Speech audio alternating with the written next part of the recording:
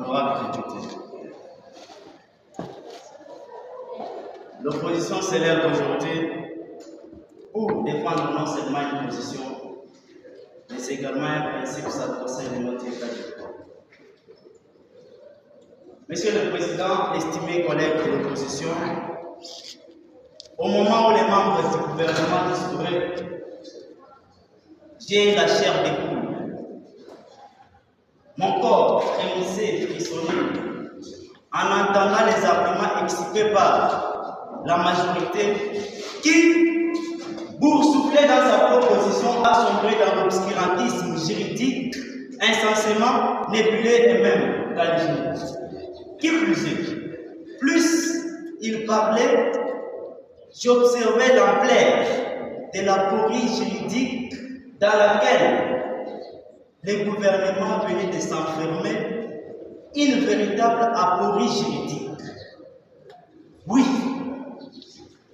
Monsieur le Président, la motion qui nous est soumise aujourd'hui repose sur un constat réel.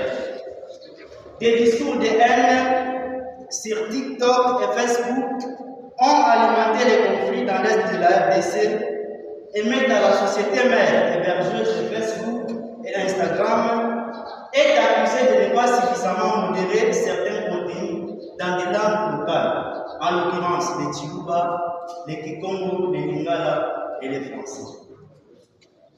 Et puis, la loi de 2023 sur la cybercriminalité est jugée insuffisante pour répondre à cette question.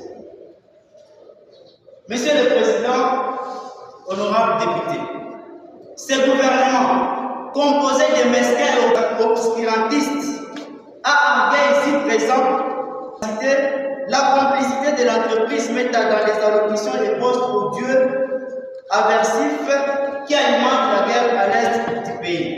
Et le pire, exiger de Meta une présence ubiquite que même l'intelligence artificielle ne saurait mener.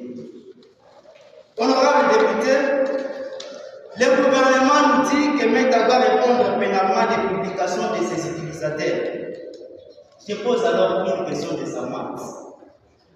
Depuis quand finit-on les microphones pour les mensonges des orateurs? Depuis quand condamne-t-on la route pour avoir vu passer un criminel? Depuis quand la responsabilité pénale a-t-elle déserté l'auteur pour se réfugier dans l'espace?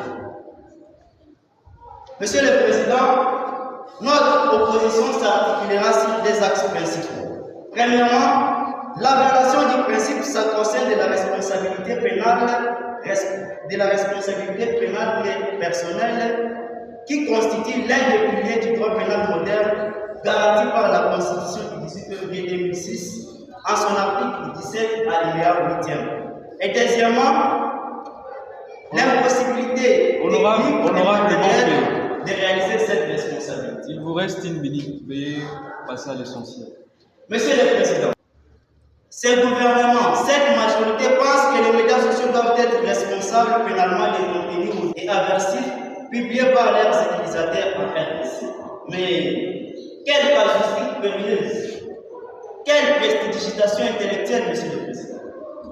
Pour atterrir, l'impossibilité technique de matérialiser cette responsabilité. Chaque jour, des centaines de millions de votes sont mises en ligne tous les jours et exiger de mettre une présence ubiquite serait vouloir le beurre et l'argent du beurre. Ainsi, Monsieur le Président, nous sommes face à une dérive subtile, une dérive subvertice, car cette motion ne procède pas de la rigueur, mais de la confusion. Confusion entre l'auteur et l'instrument, confusion des responsabilités, confusion des principes. Nous avons dit. Nous invitons